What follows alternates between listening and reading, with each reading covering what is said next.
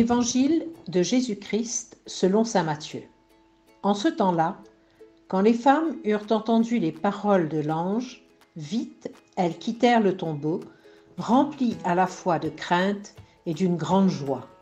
Et elles coururent porter la nouvelle à ses disciples.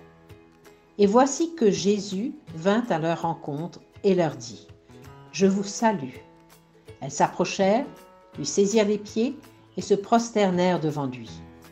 Alors Jésus leur dit : « Soyez sans crainte. Allez annoncer à mes frères qu'ils doivent se rendre en Galilée. C'est là qu'ils me verront. » Tandis qu'elles étaient en chemin, quelques-uns des gardes allèrent en ville annoncer au grand prêtre tout ce qui s'était passé. Ceux-ci, après s'être réunis avec les anciens et avoir tenu conseil, donnèrent aux soldats une forte somme en disant : « Voici ce que vous direz. Ces disciples sont venus voler le corps la nuit pendant que nous dormions. Et si tout cela vint aux oreilles du gouverneur, nous lui expliquerons la chose et nous vous éviterons tout ennui. » Les soldats prirent l'argent et suivirent les instructions.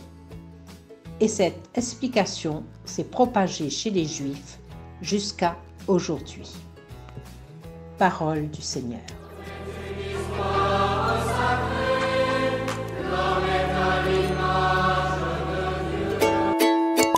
La résurrection est signe de contradiction. Nous constatons deux attitudes différentes, les femmes et les gardes.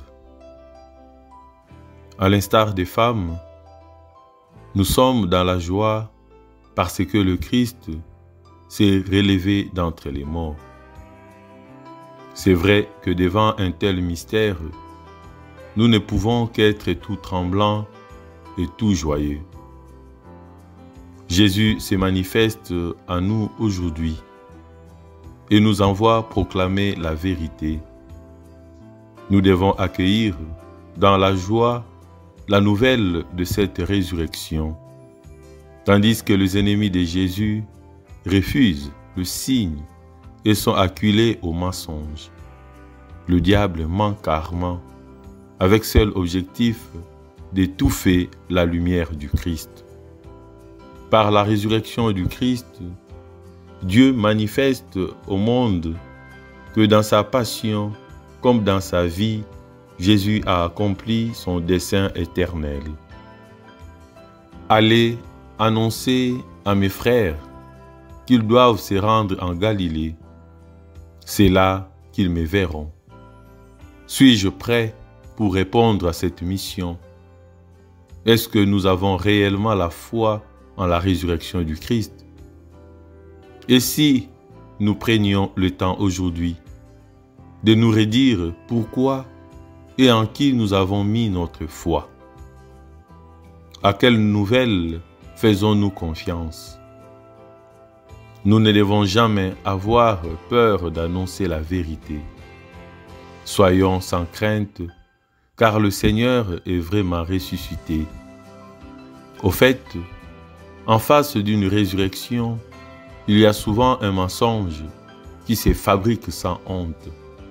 N'imitons pas le grand prêtre, imitons plutôt ces braves femmes qui annoncent la résurrection du Christ. Apprécions ce qui se passe du positif dans la vie des autres. Dans la joie, en tremblant, courons pour porter la bonne nouvelle. Seigneur Jésus, après ta résurrection, tu t'es manifesté à des femmes et tu leur as confié pour tes apôtres le joyeux message pascal. Rends-nous accueillants à tous les témoins de ta victoire, quelle que soit leur fonction ou leur rang. Viens à notre rencontre sur la route et donne-nous de te voir sans fin dans l'éternité bienheureuse.